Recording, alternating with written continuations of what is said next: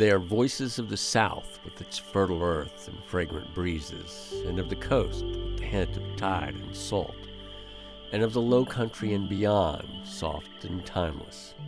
They tell tales of families and histories. I was a farmer's daughter. I just turned 70 years old. I'm a wife and mother. Lived in the low country pretty much all of my life. I'm 46, born and raised in Savannah. I have a wonderful husband. We just celebrated our 25th wedding anniversary. I'm married to Heather. She's a educator at Garrison Elementary. My mother is 93 and she just moved in with us. I have two daughters. One of them has two children, the other one has one and one on the way. I have a husband named Deke and a daughter named Grace. She's 10, going on 16. I have two beautiful little daughters. Aniston is 6 and Abigail is 9. Fetch it up, baby. Good boy.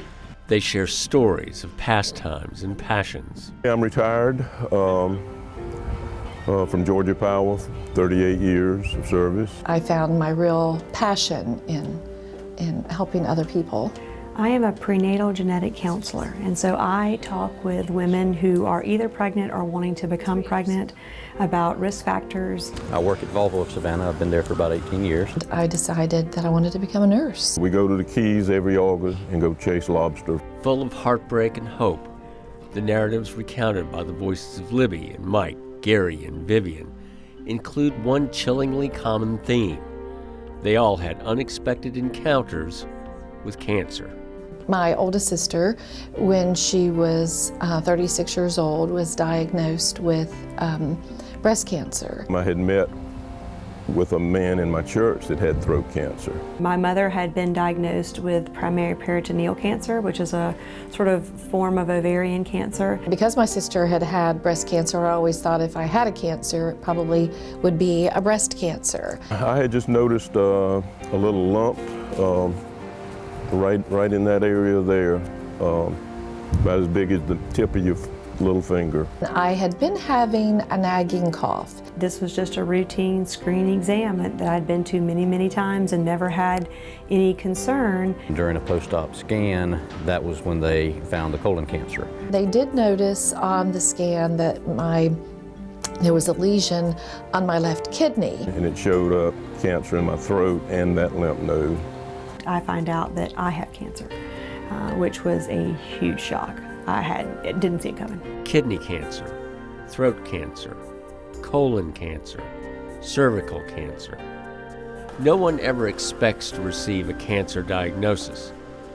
But if it comes, the desire to get back to a normal life is fierce, and it's a goal that's attainable, especially with the Curtis and Elizabeth Anderson Cancer Institute, equipped with state-of-the-art technology like the Da Vinci robot platform right here in our community. I had early experiences during training with the robot and really saw its benefit as a tool to access parts of the body where an incision is very morbid and can cause a long recovery period. What it does is it provides a very unique way for us to get to places of the body that prior to the use of that technology would have required much larger incisions, much longer stays in the hospital, and operations that were much more challenging on the patients to be able to get through. He took the robot and was able to just cut out the cancer with a very minimal effect on the kidney. I was 33 years old with cancer and a small child to take care of. For Gary, with a cancer in the sidewall of his throat, the difference between a traditional surgery and one done with the Da Vinci robot was dramatic. What we would have to do in certain situations is actually break the patient's jaw to open that area.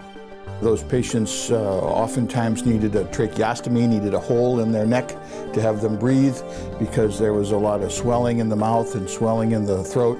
I had the surgery that Friday and took about 3 weeks to recover and gained a lot of my weight back, started eating again, and then started my chemotherapy and my radiation. In the old days, you wouldn't be even out of the bed for 3 or 4 days, and it was an 8-week recovery. But my recovery, because of the Da Vinci, was 4 weeks. It's a bottleneck right now. We have surgeons trained who can't use it. It's because there's no time on the robot. We have one robot in one room. Today, Libba and I are pleased to announce our gift of $1 million. The Destination Cancer Care campaign is a $5 million effort to keep Memorial on the cutting edge of technology. Technology that helped Michael move from critically ill patient to survivor. Glad to say I was here. Everybody at ACI was absolutely wonderful. The Destination Cancer Care campaign is your opportunity to ensure world-class cancer care close to your home for Michael, Vivian, Gary, and Libby, and maybe members of your family or circle of friends, and maybe you. But at the end of the day, for me and my husband and for our family, I needed to survive. It means everything to me and my family. I'm just glad to be alive and back down here and ready to get started over again. It was a long haul.